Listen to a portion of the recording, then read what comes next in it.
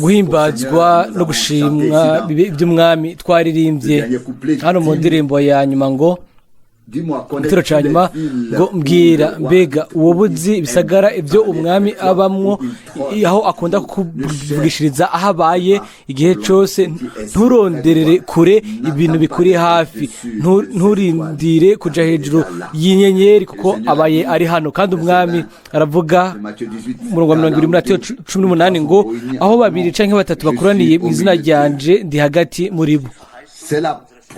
Iryo ni isezerano ry'umwami wacu, nicyo gituma ntidukeneye kujya kurondera kure, ariko ashaka kuba hagati muri twebwe no kuno mugoroba nawo.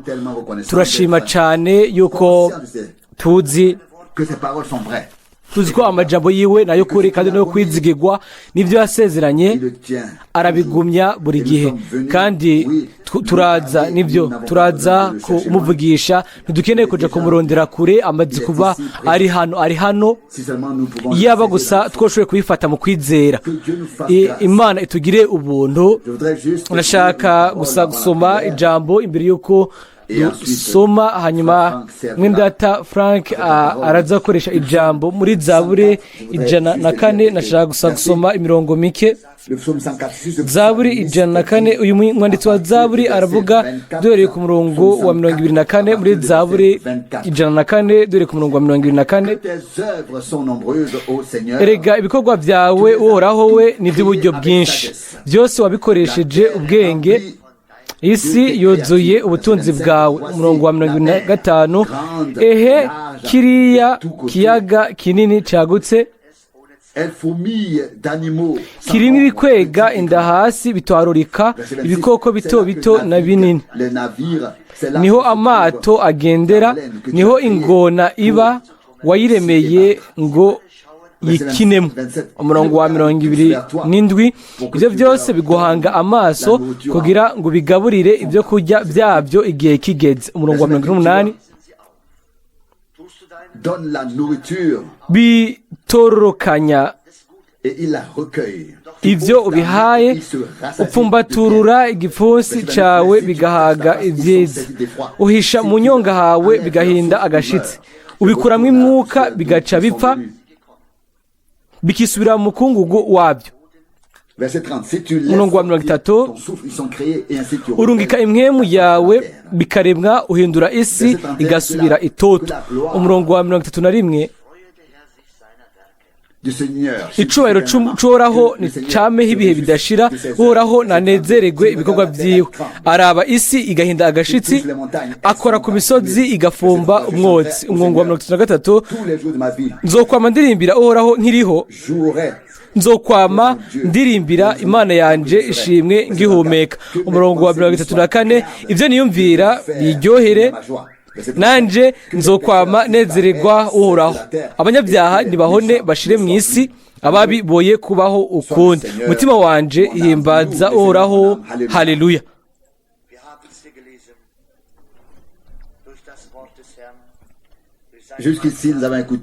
Gushitsa hano twumvirije iri jambo ryera ry'igiciro twarisomye hano biciye ku ijambo ry'umwami, biciye ku bwenge bwiwe niho ibintu byose byaremwe, ibiboneka n'ibitaboneka, imisozi, idamba, imisozi, ibikoko binini na bito, byose biri ngaho kandi byose biraraba bikamuhanga amaso kugira ngo ashobore kubigaburira.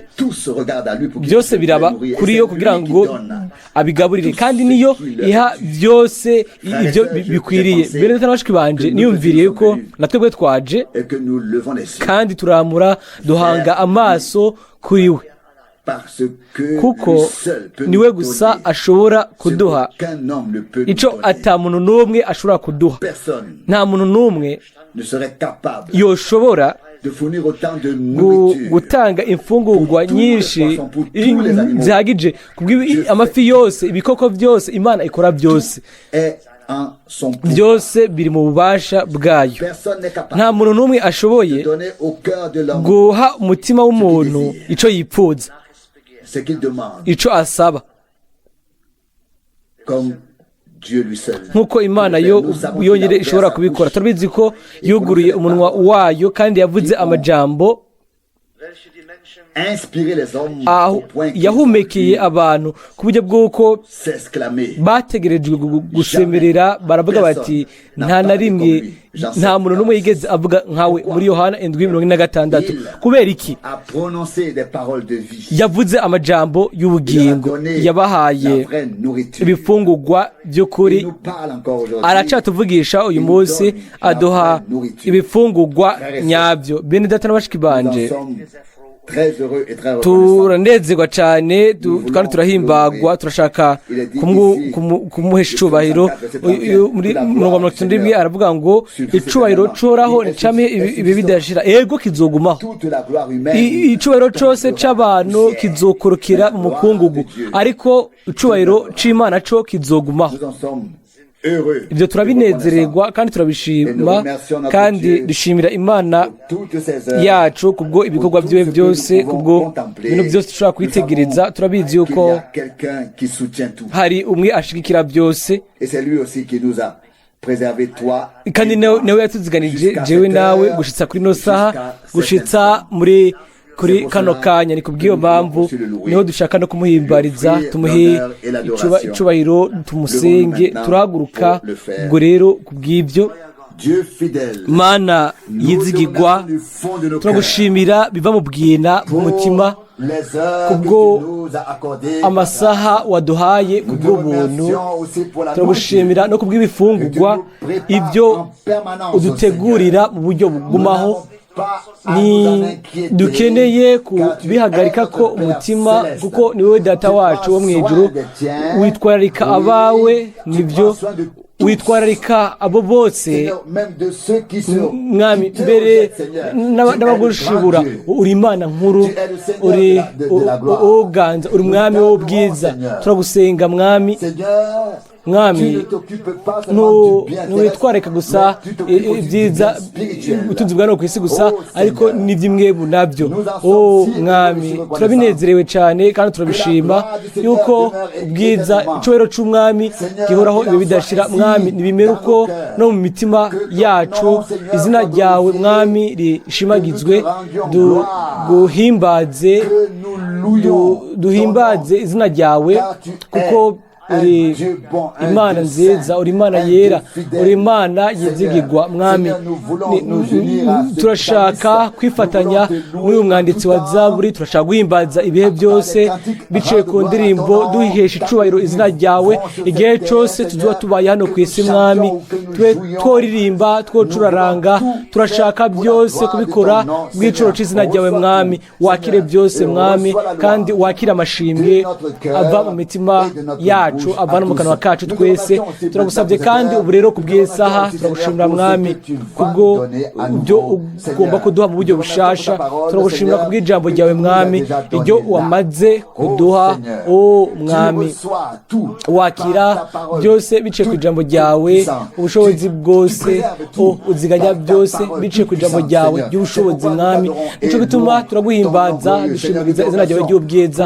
mwami turagushimira kubw'imigisha ikomeye yo muri weekend turagushimira kuri byose mwami mbere turashaka guhimbaza gushimagiza ibikorwa byose ukora dushimagize izina ryawe kuko ibikorwa byawe ni by'igitangaza haleluya guhimbazwa ugushimwa no gusengwa n'izina ryawe ry'ubwiza amen. Que les louanges et les remerciements amashimwe no guhimbazwa bibe iby'umwami uyu mugoroba sinza kuvuga ntibyoroshe kuba hano imbere buri gihe no kuzana ijambo ry'umwami ariko nubwo biri uko turanezerewe yuko dushobora kuza hano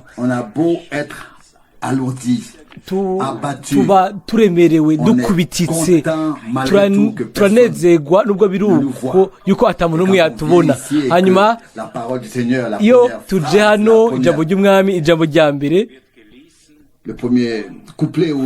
cyangwa igitero cya mbere cyangwa umurongo wa mbere usomwe tugahema tukuzura tukaba dukomejwe ibyo bifise ikintu gikomeye bimaze iyo tugira ubufatanye bamwe ku bandi kandi tugafatanya n'umwami. Ni ugukomezwa sinzi icyo abantu bakora iyo baba bagumye muhira ngo kimwe baribesha ubwabo cyangwa bakabesha abandi cyangwa sinzi by'ukuri ikibereye igikwiriye mu gikorwa cy'Imana kiba kiri ngaho, ntidushobora kubica ku ruhande. Rero hariho ibintu byinshi bituri ku mutima. Bwa mbere ko Imana ironka idufitiye uburenganzira.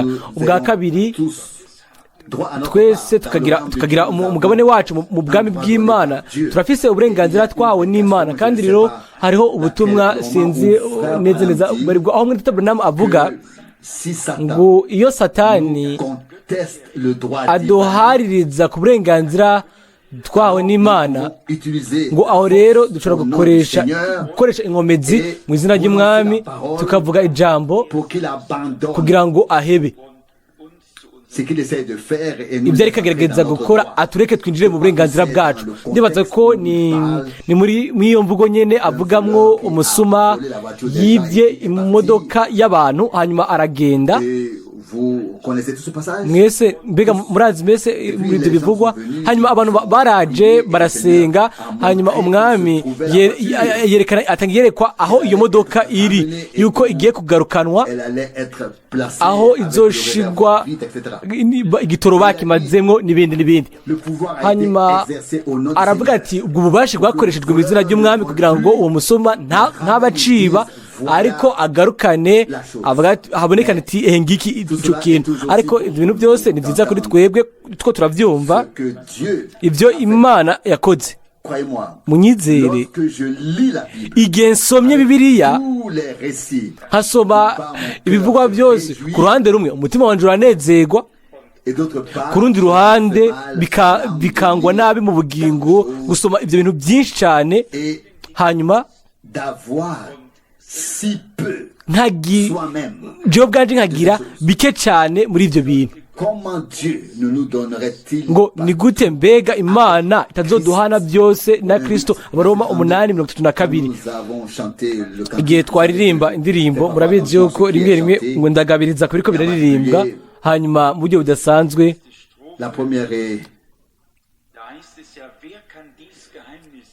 La dernière strophe, agace igitero cya nyuma haravuga ngo ibanga ry'Imana ninde yoshobora kumenya akamenya iryo banga. Ndazi ko kuri uyu munsi Yesu Kristo aracagendagenda mu nzira zacu. Yesu Kristo n'uyu munsi aracagendera mu nzira zacu. Yesu Kristo aracagendagenda. Ego gute? Hehe? Biciye kuri inde? Ibirenge byiwe birihe? Akanwa kiwe karihe? Ibiganza byiwe birihe? Nibyo kugira ngo tuvuge mu ncamake, umubiri wiwe urihe? Umubiri wiwe ni shengero. Ingingo ziwe ni abizera, abo turi, abo twacitse. Igari karagendagenda agendera muri wewe, muri jewe, muri twebwe, atari mu muyaga, atari mu gihe, ariko agendera mu bwoko bwiwe. Hariho ubutumwa bwa Mwendata Branham ngo Kristo, Imana muri Kristo, Kristo mu ishengero, Kristo muri twebwe. Ibyo bintu byose bitegereza gucika ibintu by'ukuri bihari, bitegereza kuba bicika ibintu by'ukuri bihari, ariko turacafatwa n'ibintu ducamwo. Na jewe by'ukuri mwebwe kumbure oya, ariko aho bivuga nk'uko gushikaho menga ntibyihanganirwa. Ariko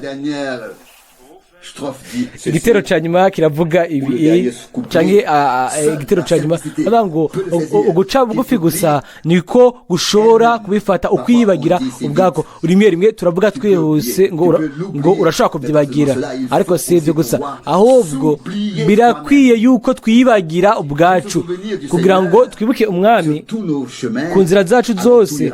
Aho rero ibintu byose bizogenda neza ku nzira zitekanye z'umutima Yesu Kristo nihagendera. Iyo ndirimbo ariko ivuga nibyo.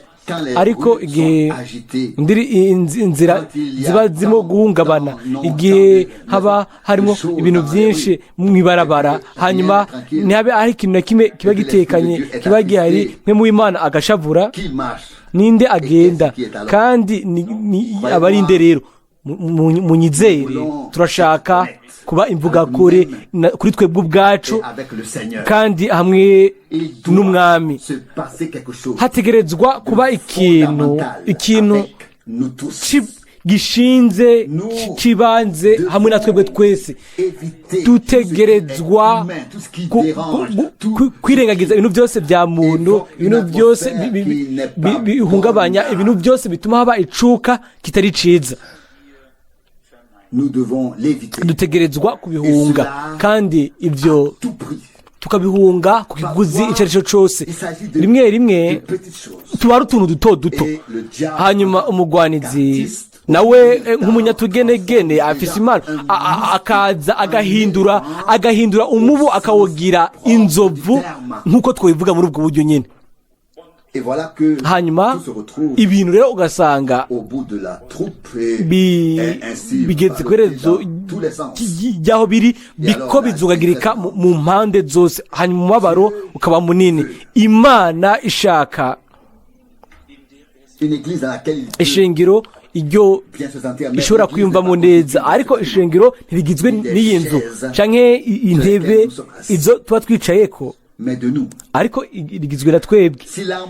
Nimba uguhuza gutegereza kuba mu ishengero, bitegereza kuba biri muri wewe, muri jewe, muri twebwe, hanyuma bikaba bihari mu wese muri twebwe. Namye misi yose nipfuza inyuma y'igihe, kandi kumburekizo namye nipfuza icyo gihe kumburekizo za by'ukuri, imbere y'uko umwami aseruka, ku buryo bw'uko abizera mu by'ukuri baba bahuje umutima, bahuje n'inama. Narabivuze ahantu hamwe, ndiziga yuko si hano habwirwa ubutumwa, ariko ahantu runaka naravuze ibintu nta muntu ari umusazi gusumba uwizera. Nta muntu atsitara byihuse, nta muntu ashinga ibibazo byinshi, nta muntu agoye gufata nk'uwizera. Urashobora kuvuga mu buryo busanzwe n'utizera utari wese, nta gutatahura neza ibintu bishika. Basi jewe ibyo sindabibamo, ariko nashaka kongera ko yuko kuri jewe nta muntu n'umwe nigira nawe nabi muri mwebwe, canke umwe wese, nta n'umwe no mu bantu baza kumviriza ijambo bigende ko baza kumviriza ijambo ry'Imana, kuko mfise ugutahura gushitse kwashitswemwo n'Imana. Siniyumvira yuko bikwiriye kureka ngo hinjiremwo habemwo ugudatahura na gutonye. Narabivuze gutahura ibintu nabi, narabivuze guhera kera. Nimba tugororotse mu mitima yacu, tuzotahura ibintu byose neza mu buryo bugororotse. Nubwo ubundi umuntu yoba yashatse kuvuga ikintu mu bundi buryo, ibyo ntitubiraba,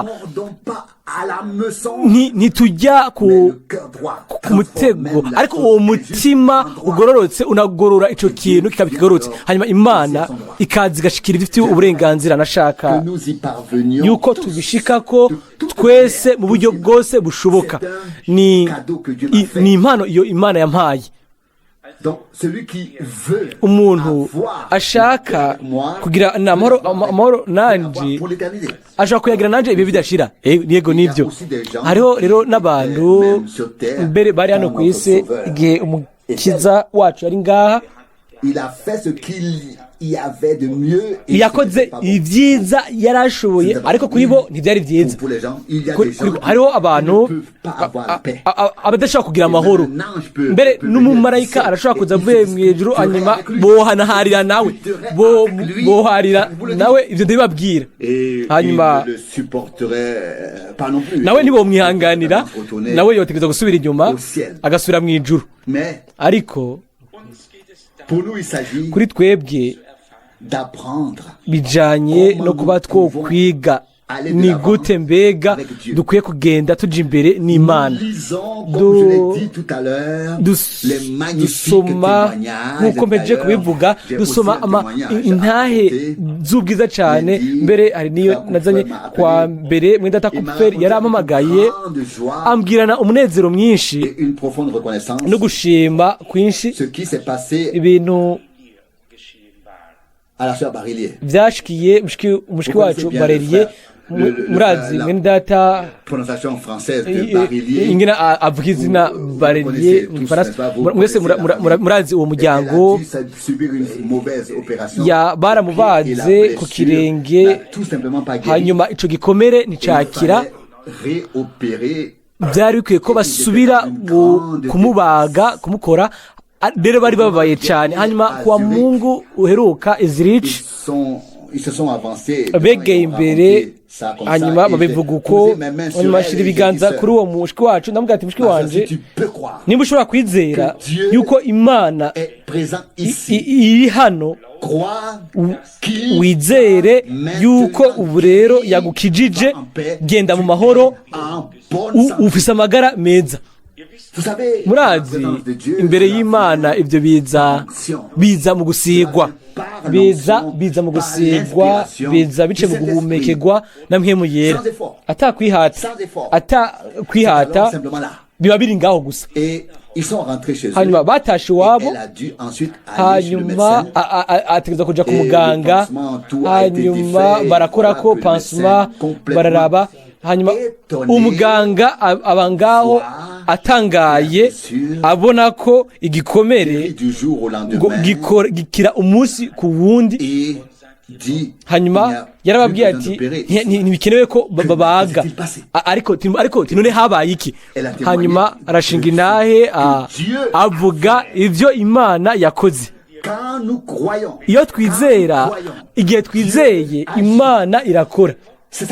Ni ijambo ryayo, ifatanye n'ijambo ryayo. Ariko birakwiye mu minsi yose yuko habaho ico kibatsi c'umuriro, tugashobora gufata umwami tukamufatira ku ijambo.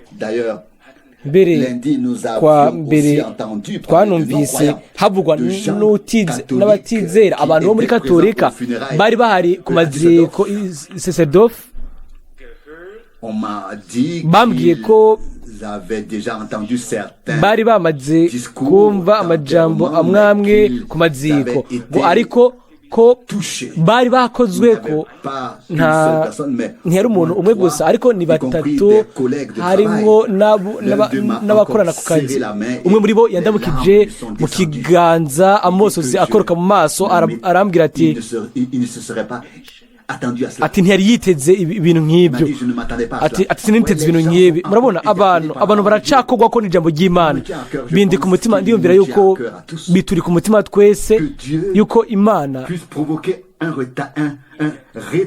yoshobora gushiraho ugukira cyangwa gusubizwaho ibintu mu bikorwa, ku buryo bw'uko atakintu na kimwe kibura, ku buryo tutaba dukeneye kwemeza kuri ibyo. Nibyo birakwiriye ko twizera,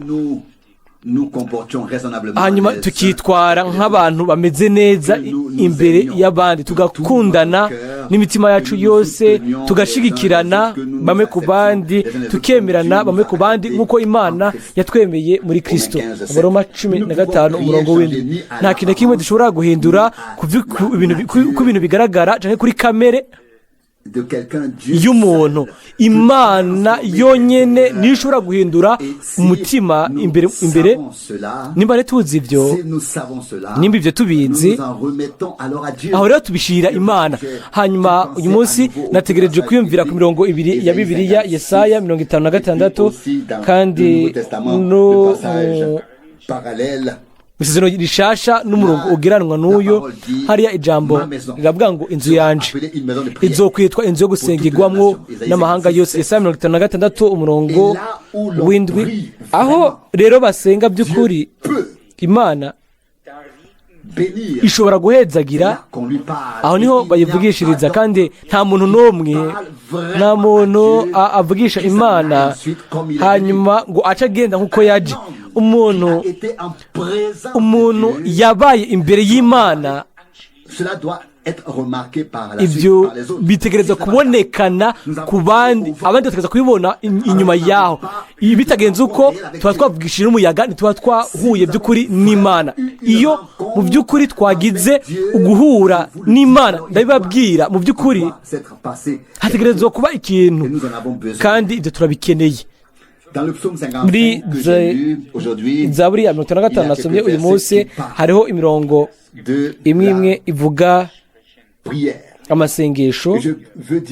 Nshaka kuvuga yuko turi hano kugira ngo dusenge, ngo dushyire imbere y'Umwami imitwaro yacu kandi n'ikoraniro n'ibintu byose biri mu gikorwa cy'Imana, tubizane n'umutima wose, tubizanire Umwami. Zaburi 55 umurongo wa 2 umurongo wa 1: Mana tegera ugutwi gusenga kwanje, ntiwihishe ukwinginga kwanje. Umurongo wa 2: Zirikana unyumve unyishure. Nembembeshwa n'amajojwa yanje ndaniha. Mbega mwebere bashikira mu kwiyumva uko ntituri abantu bambara ibyo kwifuka mu maso, ariko turi abantu bemanga mu by'ukuri yuko bafite umubabaro, ko baniha, ko bibashikira nyene, kubembebeshwa, kuzubagizwa. Si mu bijyanye n'ibyo twizera, ariko ibyo duhangana nabyo bishobora kuba biremereye cyane, bigoye, bigumye nk'umutwaro uwo biba bitugoye kugana tujya imbere, ariko ibyo bizohera vuba nta nkeka. Hazoba n'ubundi yindi myitwarariko, niko umwe yavuze, ariko ni kuri twebwe tubwirwa. kandi rero tubwira Umwami tukamubwira ati nunyumve unyishure, nembembeshwa nzungagizwa n'amajojwa yanje ndaniha. Umurongo wa 3: Kubw'ijwi ry'umwansi, kubw'agahahazo k'abanyakibi, kuko bandunda kw'amagorwa bakampigana inzigo. Umurongo wa 4: Umutima wanje umbabariza cyane imbere. Mubone ko n'aba bantu b'Imana baremanga bakemera ko bari bakiri abantu. Mw'isi yose ntibaririmba zaburi zabo ngo bazirimbire mu gisenge hejuru c'inzu, ariko rimwe rimwe nabo baba bari hasi. Umurongo wa 4: Umutima wanje umbabariza cyane imbere, ubwoba bwinshi bw'urupfu bunguye. Umurongo wa 5: Gutinya n'ukuja mu gatengo binshitseko, ngwishijwe igihumura no gucika ivutu. Ndavuga nticoma nkagira amababa nk'inuma, mbangurutse nkaruhuka gushika ngo aho mbone uruhukiro anukanga. Ariko ninde yombwira aho nogurukira? Je fata indege aho kuba inuma nkagenda ngaguruka. Iyoba umuntu yoshoye kumbwira akambwira ahantu nosanga uburuhukiro, aho nogenda akambwira ko nosanga uburuhukiro hariya, uburuhukiro buri mu Mana. Imana rero ntiri aho gusa tuba dushaka kugenda, ariko Imana imbere ko tuguruka no kugaca indege, Imana yo ibiri hose. Dutegerezwa kubimenya. N'uyu Dawidi nawe yari yakunze kuba yohunze ibintu byose byamushikira, akigira akaguruka. Yari yokunze kuba yobona uburuhukiro ahantu runaka, kuko nawe ngaha aravuga ngo yahinda agashitsi ugutinya kumushitseko mu gatengo. Umurongo w'indwi: Agasemberera akavuga ati icoma nkagira amababa nk'inuma, mbangurutse unashaka kuguruka gushitsa aho nzobonera uburuhukiro ahantu runaka. Nibyo ninde mbega tubishaka umunsi umwe? Niba ari ikintu nifuza nico mu by'ukuri, si uburuhukiro gusa bw'igihe nohabwa ikaze by'igihe gusa ariko kuruhuka bihoraho bibe bidashira. Mu kwizera turashobora kuvuga ibyanditswe mu Baheburayo ngo hariho uburuhukiro ku bw'ubwoko bw'Imana. Ibyo hari byashitse ku kutizera, hanyuma Imana yashitse uyu munsi ku bwajewe no ku bwawe kubizera ngo abo nibo binjira mu buruhukiro bwiwe bwayo. Rero ntimubimpore, ntimuguruke n'amababa canke n'indege, ariko mubone uburuhukiro mu Mana. Aravuga no ku murongo w'umunani umurongo w'indwi ngo raba ngo mba mpungiye vuba mu buhungiro nkikinga igihuhuta n'inkubi y'umuyaga. Imana irazi umubabaro wacu tugira imbere mu mutima, irazi imero yacu kandi ishoboye kudufasha. Mbere n'ubugaragwa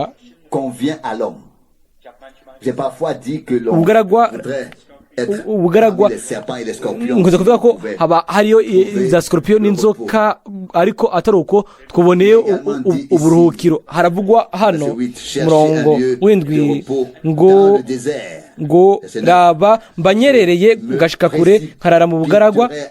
Ngo umurongo w'umunani mba mpungiye vuba mu buhungiro nkikinga igihuhuta n'inkubi y'umuyaga. Nyuma ku murongo wa 12 si umwansi yantutse byari kumbera bitwarika ngo nobyanganiye, cyangwa uwunyanka siwe yanyishimye hejuru mba narabinyegeje. Umurongo wa 13 ariko ni wewe urunganwe rwanje, uwo twagendanye umukunzi wanje mpfape. Umurongo wa 14 twashira hamwe twinovorana tukagendana n'ishengero mu ngoro y'Imana. Ahari niho hari ikibazo. Iyo umwansi runaka ego ibyo mbega byokora iki? Nta kintu kimwe afise avuga, ariko umukunzi wa bugufi, umugenzi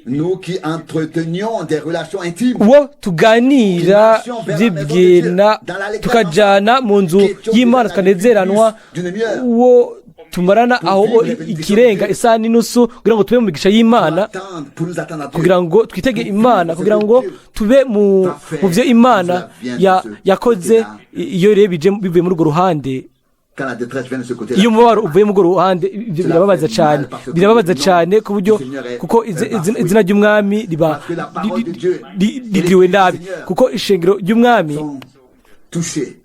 riba rikozweko. Ariko Imana yampaye ikintu kimwe. Mbere ndakeneye mu gusoma izi zaburi, murabona ko niba muzi neza Dawidi yambaza Imana buri gihe agatunganya ibyiwe n'abansi biwe. Kandi ikintu kimwe dukeneye hagati y'isezerano rya kera n'isezerano rishasha n'ubuntu bw'Imana. Hano Dawidi aravuga, sinashaka gusoma iyi mirongo kandi nayishizemo mu tuzitizo kumburengeye kuyisoma. Umurongo wa 15 urupfu rubaze ko giturumbuka bamanuke baje ikuzimu bakibona, kuko gukora ibyaha kuri mu ngo zabo no mu mitima yabo. Nibyo mu mutima no mu ngo zabo, ikiri mu mutima no mu rugo.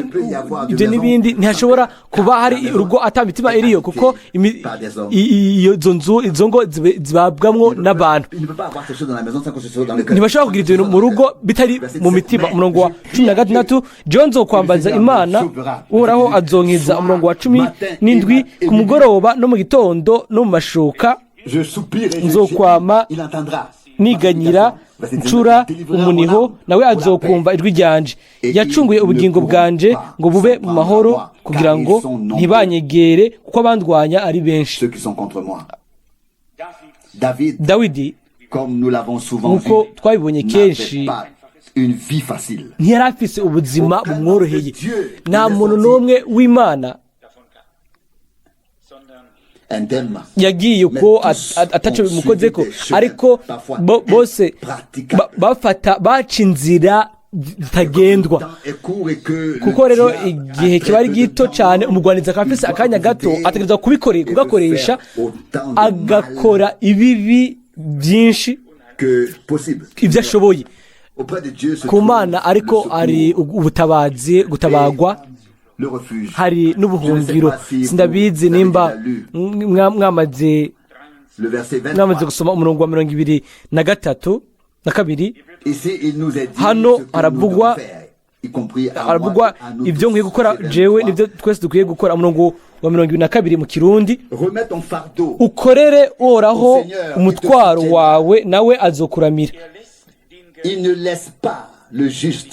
ntazokwigera akundira umugororotsi kunyiganyizwa ngo azongagizwe ibihe byose mbega usa umurongo w'igitangaza ngo ukorere umutwaro wawe Uhoraho nawe azokuramira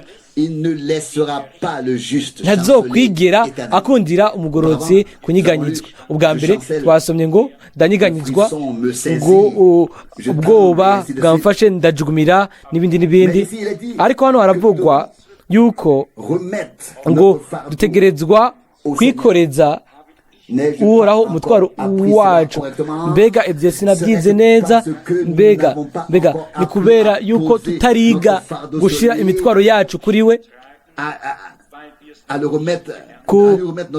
kumuha imitwaro yacu tukayimushirako tugatangura kwigwanirira hanyuma tukabitwara biremereye cyane mbega birashoboka yuko twigwana ko hanyuma tukabitwara tukaba tugoramye cyane cyane tukaba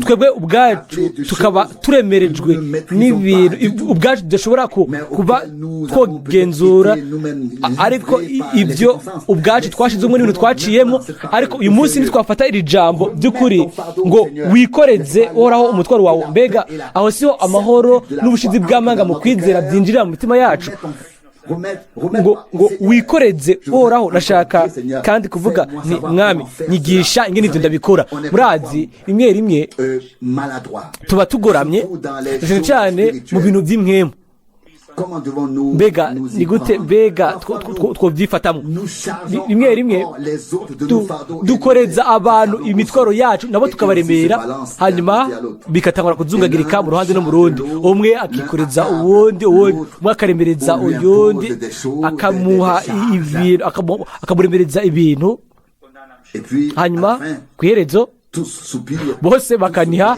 bose bakidodomba bose bakababara bose bikabamerera nabi twese tunishe iyo twokwize tukiga kubona ibintu nk'uko biri hanyuma tugatabara yuko umwami mu buntu bwiwe ashaka gufasha yego matse kuvuga ngo ategerezwa gufasha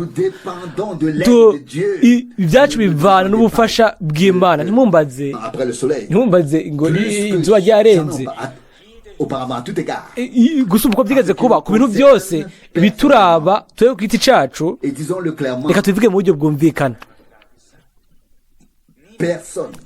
nta muntu n'umwe yumvira ko jewe cyangwa uwundi muntu afise inshingano mu bwami bw'Imana ngo twufata ingingo uko mu buryo bwa minenegwe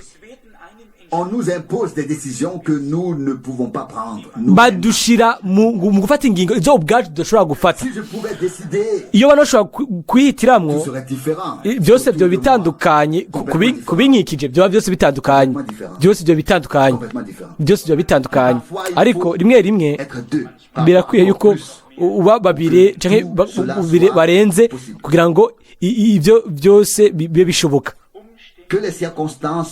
ibyo ducamwo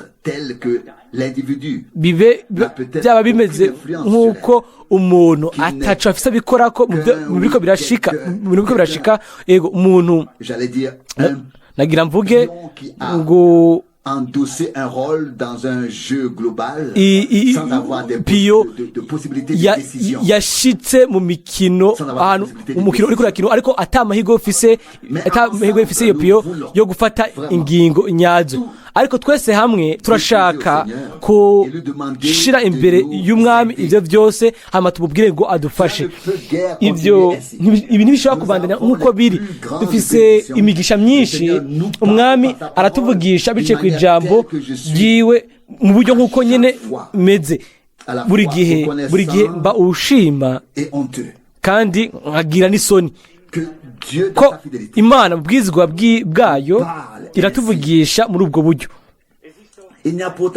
Ariko nubwo biri uko nta makoraniro ahari aho ataba ari hafi yacu, aho atadusanga mu majambo yayo, ariko bisa nkaho menga iyo amakoraniro aheze icya kera gitangura gusubira kwishiramwo buke buke, ibintu bya kera bigatangura kugaruka, bigaruka ko bigaruka buke buke, ariko by'ukuri bikagaruka hanyuma ibintu bikadufata kugira ngo simvuge ngo byaturengeye, kumbure bikanatumenagura.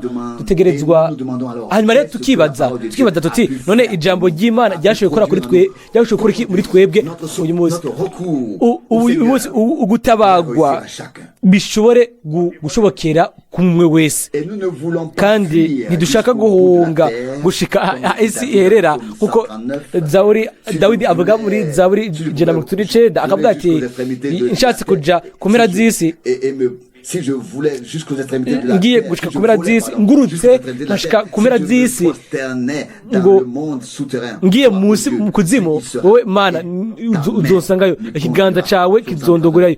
Zaburi 139:8. Ariko hano aho dukoraniye, Imana ishaka kwadusanga, ishaka kuturemera uburuhukiro bw'ubugingo bwacu, ishaka gufata mu mutekano wose umubabaro utunihisha, utuzugagiza, hanyuma ahindukize imibabaro yose tugira umunezero. Nta kintu kimwe dushaka kidasanzwe, dushaka gusa gukorera Imana irindi rimwe atamyitwarariko dufise, tukamukorera n'imitima yacu yose, kandi ico dutwara cose. Ariko ngo twabisomye, yoba ari umwansi yantuka novyihanganiye, yaba ari umuntu anyanka agakora ibintu byinshi bimpanze, uwo ni umwinyegeje. Yoba bari abatizera,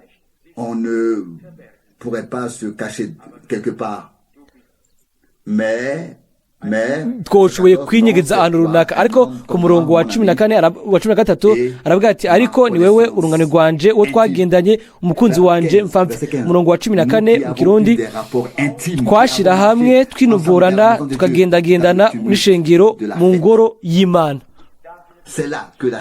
Aho rero niho ibintu biba ibigoye cyane. Mbega twavuze iki aheze bisemeke iyo umwansi afasha abatizera, mbega n'ikiyo tugira nabi aho kubura icyo dukorera bice kutizera, nkuko twabibonye, nkuko twabibayemo rimwe na bendata babiri bo muri Pologne abaje hano kugira ngo babe mu myimenyerezo yose n'Imana, barabatijwe, hanyuma uyu munsi bari mu gasho i Berlin, bafunze ngo n'abatasi.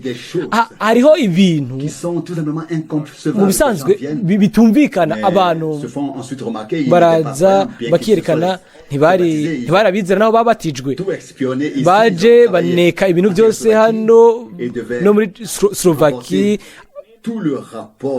batwara raporo yose bakuye hano, hanyuma mu mwanya wa nyuma barahagarikwa.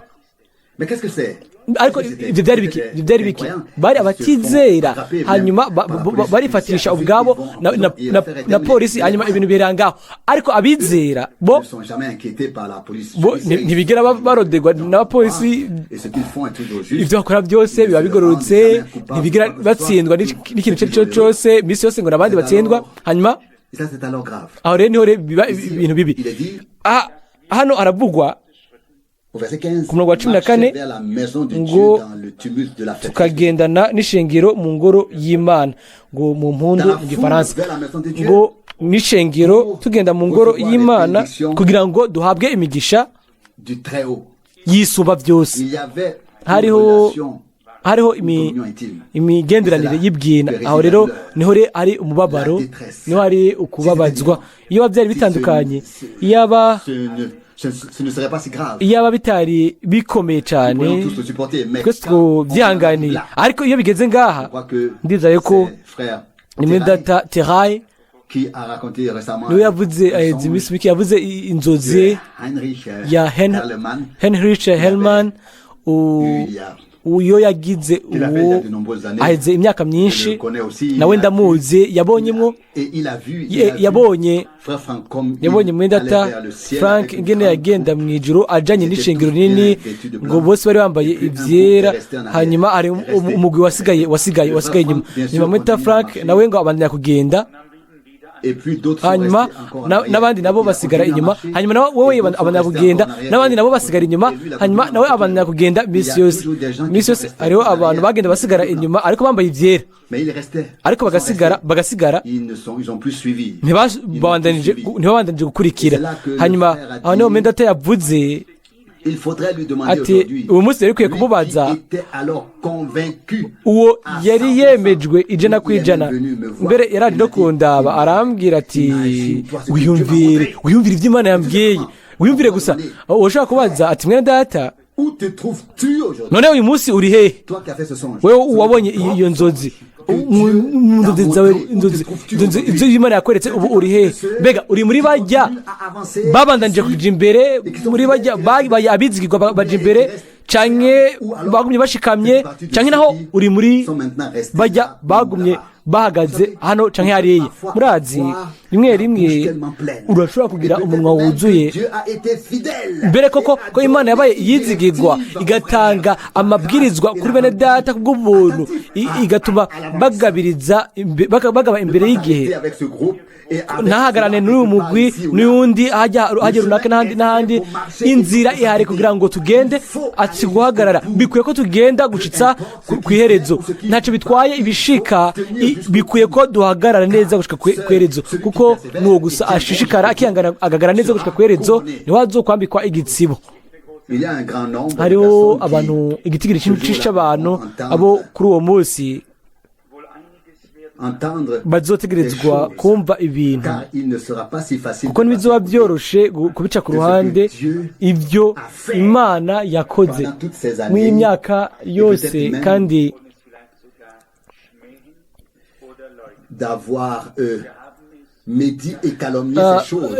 babivuze nabi, bicokora, babyakana, kuko neza ku iherezo ntituba duhafise aho duhurira n'abantu, ariko nibyo duhuriramo n'Imana, canke ni imbere y'iyo tudashobora guca ku ruhande, niyo tubaza ibyo twakoze. Ariko ni umubabaro ukomeye iyo twiyumvira kuri ibyo bintu byose, kandi nifuza n'imbere y'Imana ko yotabara ikatugorora twese.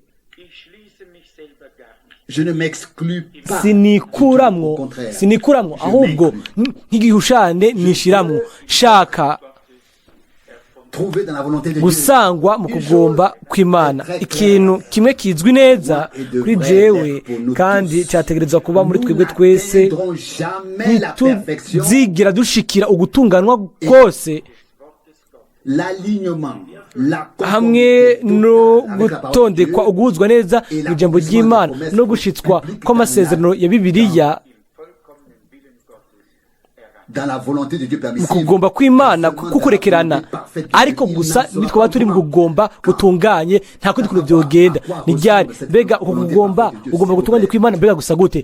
Ndabasabye nimureke Imana bariyo iguhetamo, si inama yo mu bwihisho y'umuntu. uko bisa inyuma ikintu gishobora gusa nkaho umenga kiragororotse, kandi dushobora no kugira imirongo y'ibyanditswe ihuza n'ico, kandi ibyo ugasanga ntibitegerezwa kuba ariko nyine nyine bimeze.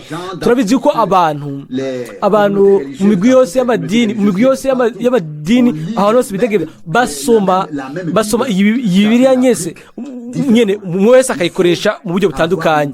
Birakwiye ko tugira ukubona ibintu muri rusange mu byo Imana ishaka, hanyuma tukihuza nabyo yidufashije mu by'ukuri tukabiha umwami uyu mugoroba, tukamubwira tuti mwami fasha umwene data Frank.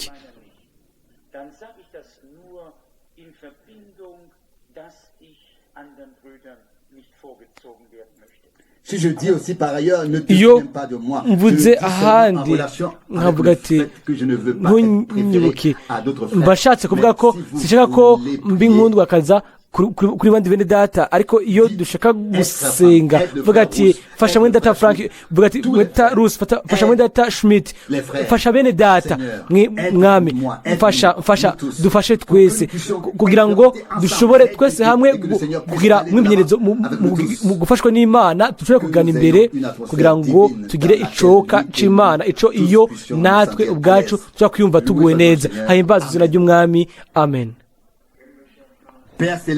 Data uri mu ijuru, ndagushimira n'umutima wose kubwo ijambo ryawe ryera ry'igiciro. Mbega ubuntu bwo kuryumva, bwo kumva utuvugisha mwami. Imbere yawe